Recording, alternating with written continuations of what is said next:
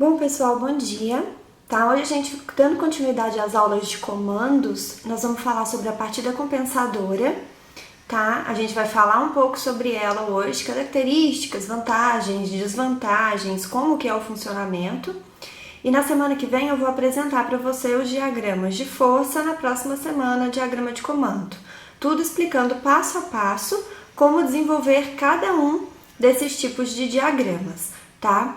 Eu peço para que continuem colocando nos comentários do vídeo ideias para próximos vídeos.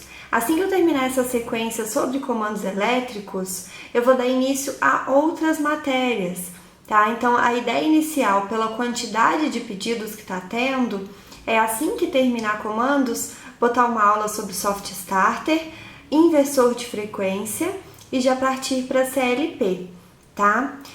Tem muita gente me pedindo aula prática. Eu não trabalho mais no Senai, eu não trabalho em nenhuma escola de elétrica mais. Então eu não tenho disponibilidade de oficina. Eu não tenho uma oficina para eu ir e gravar uma aula prática para vocês.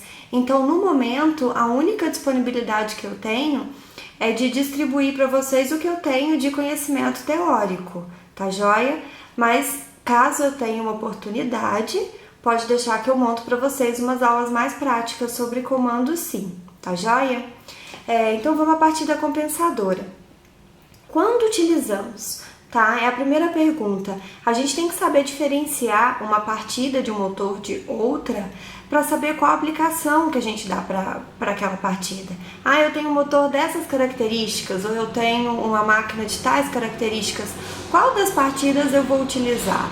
Então a gente tem que saber a característica individual de cada partida, que é o que vai definir para mim se eu uso um tipo de partida ou se eu vou usar um outro tipo de partida.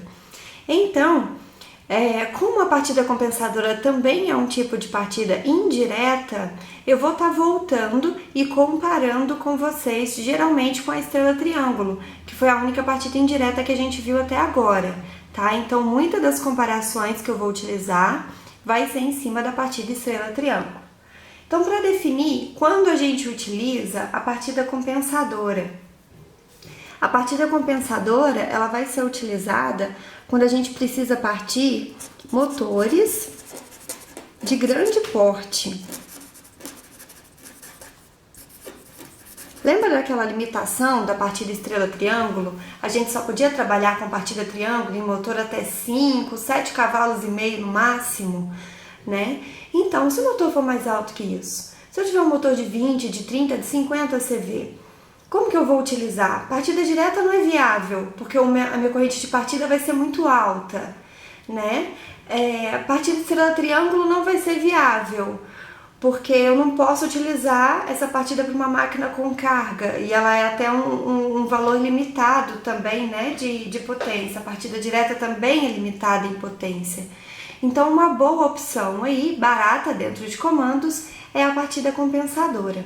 O que difere ela para mim da partida estrela-triângulo?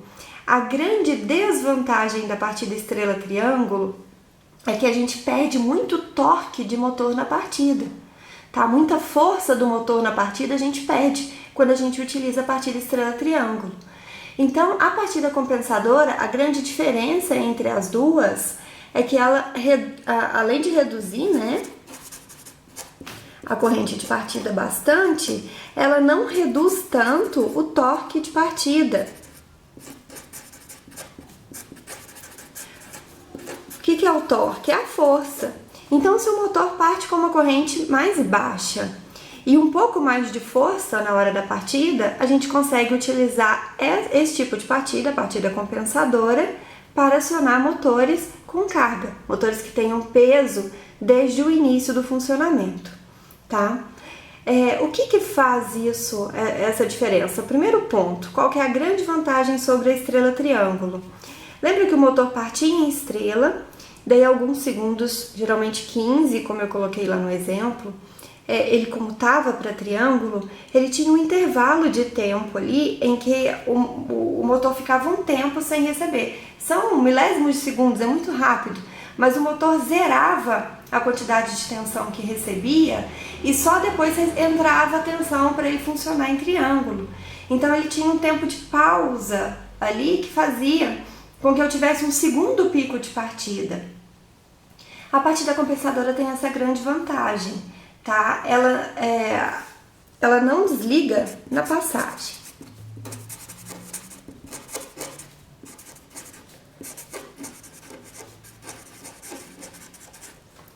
Então, eu não tenho ali um pique durante o funcionamento. O funcionamento dela é constante.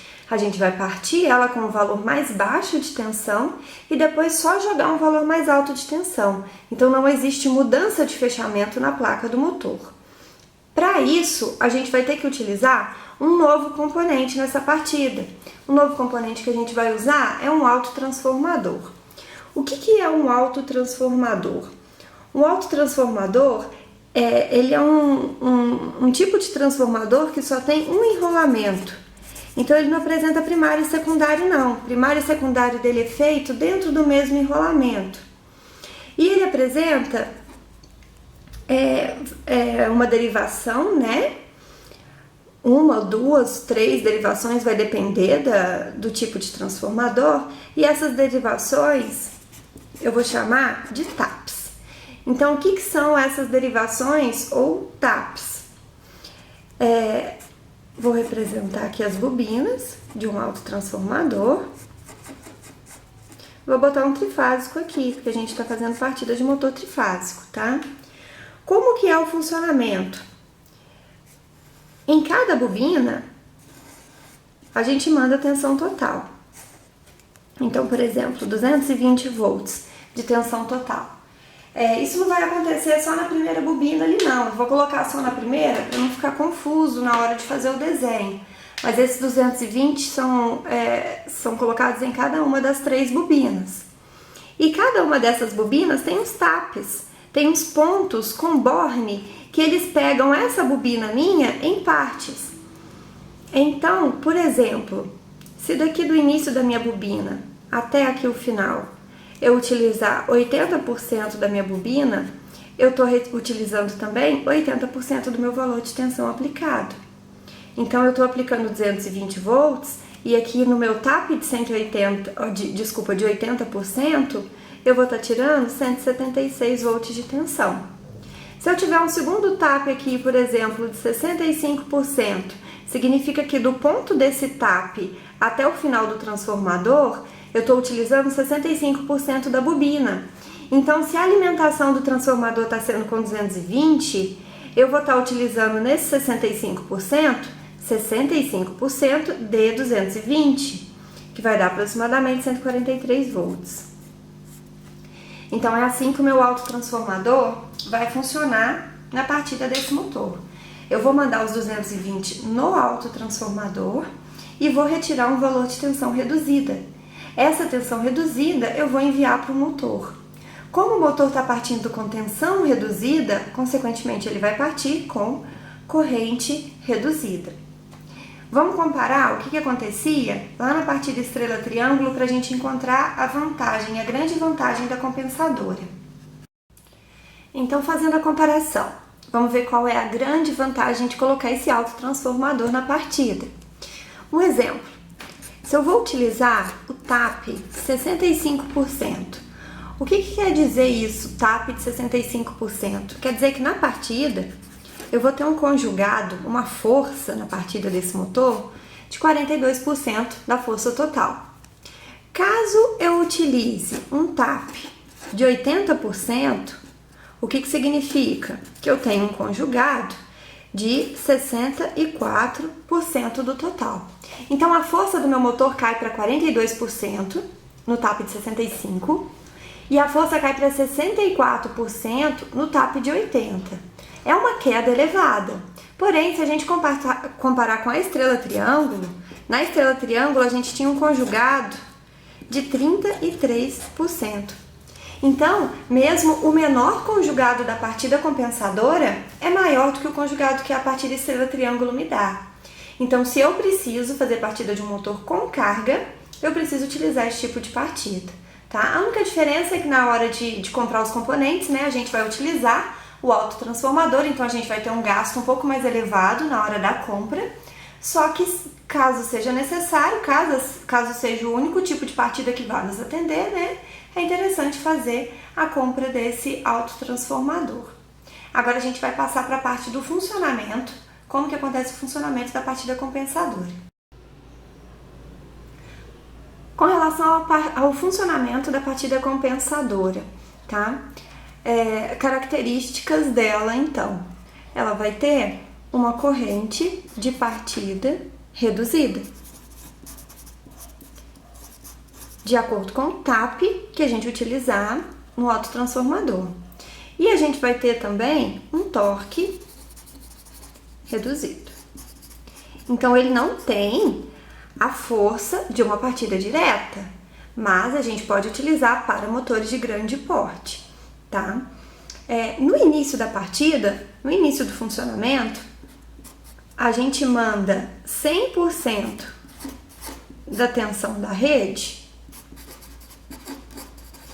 no autotransformador de partida, no autotravo, tá? Algumas biografias chamam de ATP. Então, no instante da partida, a gente liga essa partida, ele manda 100% da tensão no transformador. E o que vai sair desse transformador? Vai sair a tensão do TAP. Então, se eu utilizei TAP de 65%, ele vai receber 65% da tensão. Se eu usei TAP de 80%, ele vai receber 80% da tensão. Se eu usei TAP de 90%, isso vai variar de fabricante para fabricante, o motor vai receber essa porcentagem, essa redução de tensão na hora da partida, certo? Daí, com a ajuda de um tacômetro, o que o tacômetro faz? Ele mensura a quantidade de RPM do motor, tá? Então, a gente tem tacômetros de contato, tacômetros feito a laser, né? Tacômetros ópticos. Então, o que esse tacômetro faz? A gente posiciona esse tacômetro no eixo do motor, ou contato, a gente tem que encostar o tacômetro, ou o óptico só posicionar a luzinha que sai desse tacômetro na reta do eixo e botar ali uma faixinha, um adesivo refletivo para quando esse eixo estiver girando, a luz do tacômetro contar quantas vezes esse adesivo passou e cortou essa luz, né? E ele dá pra gente o número de RPM do motor. Para que a gente precisa de um tacômetro? Porque a gente tem que conhecer o tempo que a gente vai precisar tirar esse autotransformador de partida, tirar essa tensão reduzida e colocar uma tensão de 100%. Então, após algum tempo, a gente manda 100% de tensão pro motor. Então, como que a gente define qual que é esse tempo? Como que eu vou programar lá no meu temporizador, daí quanto tempo que eu vou tirar a alimentação do autotransformador de partida e passar a alimentação direta, né, pro motor? Eu tenho que, com o auxílio de um tacômetro, ver quanto tempo esse motor leva para chegar a 90% do seu RPM nominal. Então, eu posicionei o tacômetro, botei o motor para girar, ele chegou em 90% do RPM, quantos segundos que ele gastou para chegar nesse 90%? Daí eu vou programar o meu temporizador. Caso esse tempo seja mal calculado, eu coloco um tempo menor, por exemplo, o que vai acontecer? Se eu coloco um tempo menor, ele não atingiu os 90%. Então, o rendimento dessa partida minha, ele vai estar reduzindo. Então, eu vou estar invalidando essa partida. Tá? Vai ser quando eu jogo com RPM mais baixo, eu vou ter um segundo pico de corrente. Isso não é legal de acontecer, tá? Então, bastante atenção na hora de definir qual o tempo que vocês vão botar aí nesse temporizador para fazer a transição do TAP para alimentação geral e direta do motor. Como todas as partidas, ela também apresenta desvantagens e vantagens. Uma grande desvantagem da partida compensadora, que até em algumas máquinas vai limitar o uso dessa partida. Ela tem um número de partidas reduzido. O que é isso? Eu não posso fazer ilimitadas partidas dentro de uma hora, por exemplo. Eu tenho um número certo. Como que eu vou saber quantas partidas eu posso realizar dentro de uma hora? Esse autotransformador, como ele é exposto, ele não tem refrigeração a óleo, que é uma refrigeração mais forte. Ele só tem a refrigeração ali do ambiente, só o ar. Ele também não tem refrigeração forçada, não tem ventiladores para fazer com que ele resfrie mais rápido. Então, toda vez que a gente liga esse ATP, ele aquece os seus enrolamentos, tá? Então, ele vem sempre com o controlador de temperatura pra gente ver, o motor não tá quente ainda, então o ATP não tá quente ainda. Dá pra fazer mais uma partida? Dá. Só que ele vai chegar num tempo que, dependendo da sequência de partidas que esse motor receber, esse ATP vai aquecer muito. Então a gente gera um grande risco de queimar esse autotransformador. Então tem que ficar bastante atento, tá? Em observar quantas partidas o seu motor, o seu ATP, vai dar conta de realizar. E outra coisa é o custo, que a gente eleva o custo dessa partida, porque além de contatores, relés, disjuntores, a gente tem que comprar também um ATP, um autotransformador. Só que a grande vantagem é que, além de partir com carga, motores maiores, de maior porte, né? É um tipo de partida que a gente utiliza em qualquer motor trifásico.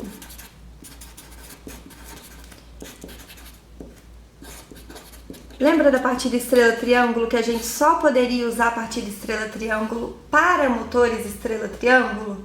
Isso não acontece na partida compensadora, tá? Qualquer motor trifásico eu utilizo, desde que eu faça o fechamento correto, que é o representado pra gente na plaquinha lá do motor. Então tem o motor da Lander, dá pra fazer? Dá! Ou você fecha seu motor da Lander na baixa rotação ou na alta rotação e utiliza essa partida. Dá para utilizar um motor estrela-triângulo? Dá. Chega lá, olha na plaquinha, qual que é o fechamento triângulo? Realiza o fechamento triângulo e faz a utilização da compensadora. Tem motor de 12 terminais? Dá, claro. Chega lá, fecha na plaquinha, motor de 12 terminais para a tensão que você tem na linha e utiliza a compensadora. Tá joia? Então nas próximas aulas a gente vai ver como que a gente monta os circuitos de força e de comando da compensadora. Peço para vocês, se esse vídeo ajudou de alguma forma, para dar um joinha aí para mim, dar um curtir e compartilhar sempre que possível o canal para a gente conseguir crescer quanto mais o nosso canal, tá joia? Não esqueça também de deixar nos comentários alguma sugestão para as próximas videoaulas. Eu estou tentando montar essas sugestões de acordo com a sequência mais correta, né? O que vocês precisam de pré-requisito para saber uma outra matéria. Então, por exemplo, comando tem que vir antes de CLP. Então, logo depois de CLP, a gente pode colocar as aulas, logo depois de comandos, a gente pode colocar as aulas de CLP, tá joia? E eu queria falar pra vocês também que eu tô com uma nova ideia, porque dentro do meu canal eu tenho duas frentes diferentes, dois tipos diferenciados de alunos. Eu tenho alunos de curso técnico, curso profissionalizante, que gostam bastante dessa parte mais prática, e eu tenho alunos também que acompanham a parte de circuitos, de lei de Ohm, que são muitos alunos de segundo grau, alunos de terceiro ano, que acompanham essa parte dentro da física, né?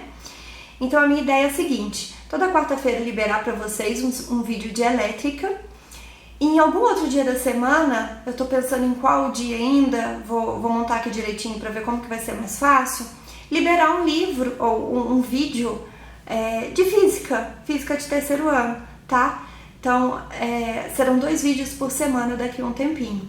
Para eu não parar de liberar um vídeo por semana para os que me acompanham e gostam da elétrica, né? E precisam da elétrica, vou liberar também um acompanhamento que vai servir bastante para quem for fazer ENEM, né? Vai servir legal como um pré-ENEM de física, tá bom?